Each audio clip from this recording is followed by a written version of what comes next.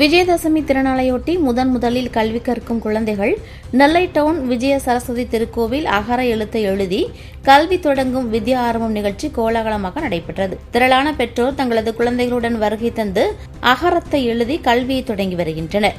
நவராத்திரி திருவிழாவில் 9ஆம் நாள் நிறைவு பெற்ற நிலையில் 10ஆம் நாளன்று விஜயதசமி விழா கோலாகலமாக கொண்டாடப்படுகிறது. அதர்மம் அழிக்கப்பட்டு தர்மம் வென்ற நாளாக கருதப்படும் விஜயதசமி நாளில் புதிய செயல்கள் தொடங்கினால் வெற்றி என்பது ஐதீகம். அதன்படி கல்வி கற்பது, புதிய தொழில் தொடங்குவது உள்ளிட்ட நிகழ்வுகள் இன்றைய தினம் தொடங்குவது வழக்கம். நெல்லை டவுன் நெல்லையப்பர் கோவில் எதிரே அமைந்துள்ள வித்யா சரஸ்வதி ஆலயத்தில் குழந்தைகள் கல்வியை தொடங்கும் வித்யா ஆரம்பம் நிகழ்ச்சி நடைபெற்றது.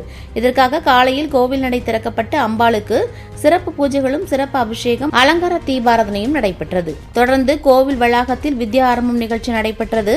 இதில் நெல்லை மாநகர பகுதியின் பல்வேறு பகுதிகளில் இருந்து வருகை தந்த பெற்றோர்கள் தங்களது குழந்தைகளுடன் அமர்ந்து சரஸ்வதி தேவியை பிரார்த்தனை செய்து நெல்மணியில் தமிழ் எழுத்தின் முதல் எனும் அகரத்தை எழுதி கல்வியை தொடங்கினர். தொடர்ந்து நிகழ்ச்சியில் கலந்து கொண்ட குழந்தைகளுக்கு பேனா, பென்சில், நோட்டு, புத்தகம் உள்ளிட்டவைகளும் கல்கண்டு போன்ற பிரசாத வகைகளும் வழங்கப்பட்டது.